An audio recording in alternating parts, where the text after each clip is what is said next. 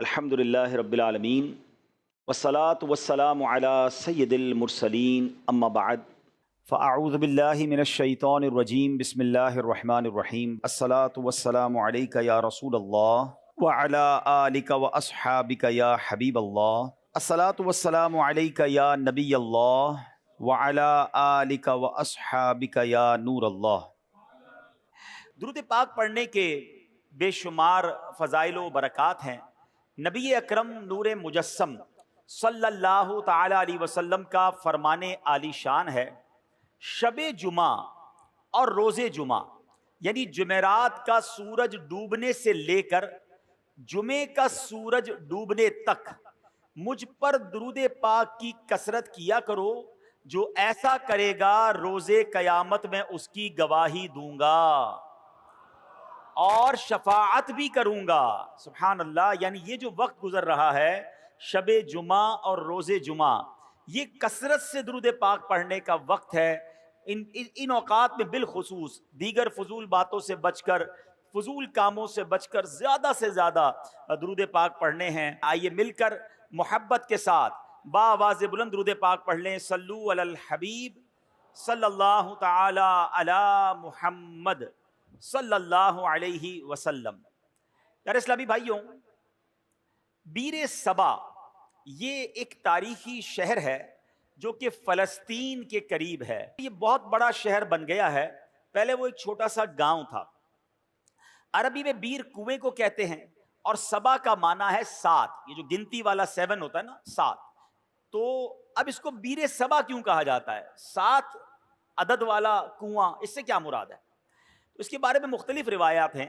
ایک روایت یہ ہے کہ اللہ کے نبی حضرت ابراہیم علیہ السلام کو جب آگ میں ڈالنے کا واقعہ پیش آیا تو آگ جب آپ کے لیے گلزار بن گئی، اس واقعے کے بعد آپ نے ایک علاقے بابل کی طرف ہجرت کی اور مصر سے ہوتے ہوئے اس جگہ پر پہنچے جہاں یہ بیر صبا، یہ کنواں موجود ہے۔ اس وقت حضرت ابراہیم علیہ السلام کی عمر جوانی کی عمر تھی۔ اللہ پاک نے آپ کو بہت سارا مال عطا فرمایا۔ آپ کے پاس مویشی جو تھے، گائے، بھینسیں اور دیگر جانور بہت زیادہ ہو گئے تھے، یہاں تک کہ لوگ آپ کو شیخ صالح، نیک بزرگ کے نام سے پکارتے تھے۔ اللہ کے آپ نبی بھی تھے تو آپ سے بڑی لوگ محبت کرتے تھے، آپ کو شیخ صالح کہہ کے پکارتے تھے۔ اب یہ ہوا کہ آپ کی کچھ لوگوں نے بے ادبی کی اور آپ سے کہنے لگے کہ آپ یہاں سے چلے جائیں۔ حضرت ابراہیم علیہ السلام نے کوئی لڑائی جھگڑا نہیں کیا، اپنا سامان اٹھایا اور آپ اس علاقے سے چلے گئے اور جبرون نامی شہر تشریف لے گئے، جس کو آج کل اس شہر کو الخلیل کہتے ہیں۔ بہرحال اللہ کریم انبیاء کرام کی یہ ادبی کیسے معاف فرماتا؟ اللہ پاک تو اپنے نبیوں سے بڑی محبت فرماتا ہے، رب کریم بے ادبوں کو ضرور سزا دیتا ہے۔ اب کیا ہوا کہ اس علاقے کے لوگوں کو یہ سزا ملی کہ جب وہ اس کنویں کے پاس پہنچے جہاں سے پانی لیتے تھے، اس سارا کنواں جو ہے وہ سوکھ گیا تھا، بلکہ اس شہر میں جتنے بھی کنویں تھے سارے ہی سوکھ گئے تھے۔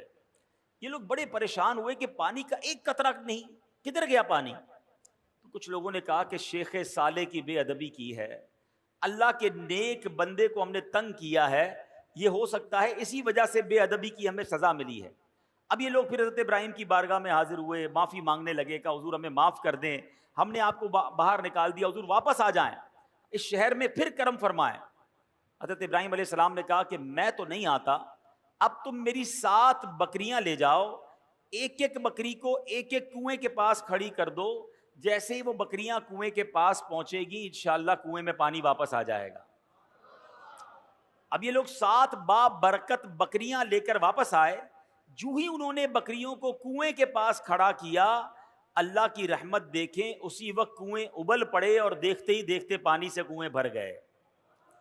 اسی وجہ سے اس مقام کا نام بیر صبا یعنی 7 بکریوں والا کنواں، یہ نام مشہور ہو گیا۔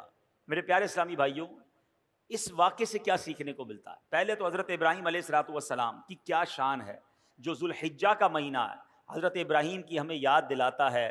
جتنے حج کے ارکان ہیں اس میں حضرت ابراہیم کی، حضرت اسماعیل کی، بی بی ہاجرہ کی یادیں ہیں۔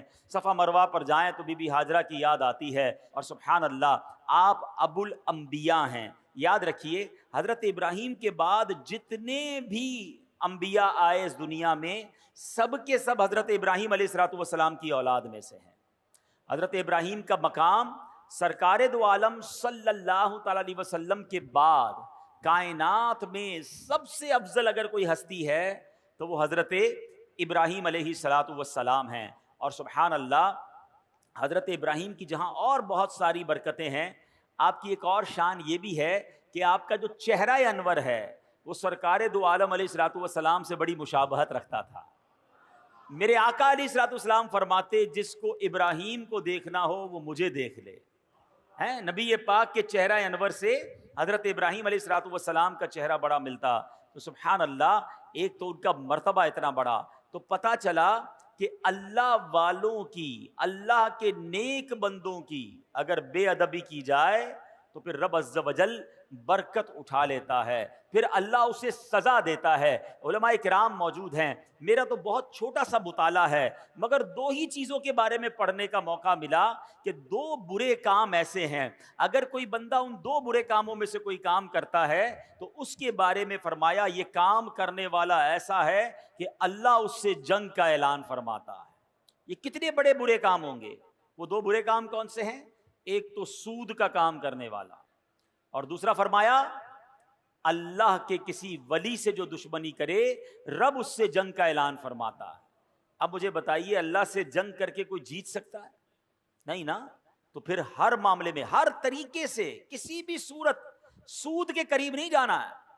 اب سوال یہ ہے کہ ہمیں کیسے پتا چلے اللہ کا ولی کون ہے؟ یہ ذرا سمجھیے گا میری بات.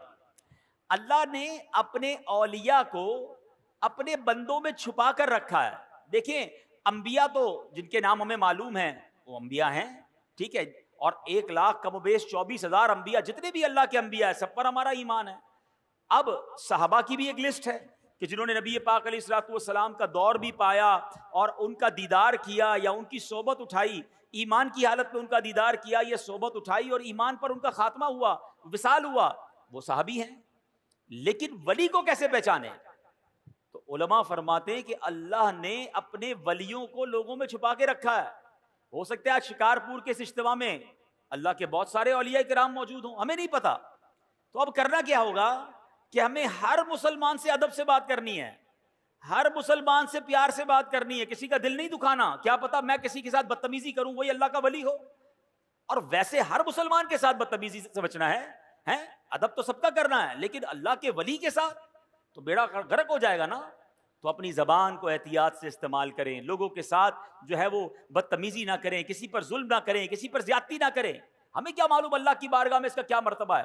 بلکہ احادیث میں یہ مضمون ملتا ہے کہ کچھ لوگ ایسے ہوں گے کہ جو پراگندہ بال ہوں گے، یعنی بال بکھرے ہوئے ہوں گے، کپڑے ان کے اتنے اچھے نہیں ہوں گے، ان کو اپنی محفل میں کوئی نہیں بلاتا ہوگا، نہ آئیں تو کوئی نوٹس بھی نہیں کرتا. آقا علیہ الصلوۃ والسلام فرماتے ہیں مگر اللہ کی بارگاہ میں ان کا وہ مقام ہوتا ہے کہ اگر وہ قسم اٹھا لیں کسی معاملے پر رب ان کی قسم پوری فرما دیتا ہے. ہم تو عام طور پہ لوگوں سے ملتے بھی ان کے لباس کو دیکھ کر، ہاں یار یہ ذرا رکھ رکھاؤ والا ہے، اس سے ملنا ہے، اس کو ساتھ بٹھانا ہے، نہیں یار اس کے کپڑے میلے ہیں، یہ تو دکھنے میں بڑا غریب لگتا ہے، ٹوٹی ہوئی چپل پہن کر آیا ہے، اس کو کہاں اپنے قریب آنے دوں، اس کے کپڑوں سے بو آ رہی ہے. نہیں، کسی کے لباس، کسی کے حلیے، کسی کی غربت دیکھ کر اس کی بے عزتی نہیں کرنی ہے. سب کے ساتھ پیار سے پیش آئیں. ہمیں نہیں پتا اگر وہ اللہ کا ولی ہوا اور کسی معاملے میں ہم سے ناراض ہو گیا نا تو چلتی گاڑی رک جانی ہے، سارے بنے کام بگڑ جانے، کیونکہ رب کا ولی ہے، رب کا دوست ہے. ہمیں نہیں پتا ہم کسی کے ساتھ زیادتی کریں اور پھر جب رب بدلا دے، رب کی قدرت کی طرف سے بدلا آتا ہے تو ہم مارے جائیں گے، ہم تباہ و برباد ہو جائیں گے. تو اے میرے پیارے اسلامی بھائیوں، پہلا مدنی پھول یہ لے کر جائیے، کسی مسلمان کے ساتھ زیادتی نہیں ہونی چاہیے، کسی مسلمان کو تکلیف نہ پہنچائیں. حدیث پاک میں آتا ہے من آذا مسلما فقط آذانی. میرے آقا فرماتے جس نے کسی مسلمان کو تکلیف دی وہ ایسا ہے جیسا اس نے مجھے تکلیف دی. فرمایا ومن آذانی فقط آذ اللہ، اور جس نے مجھے تکلیف دی وہ ایسا ہے جیسے اس نے اللہ کو تکلیف پہنچائی. بات کہاں تک جاتی ہے ایک مسلمان کو تکلیف دینے میں.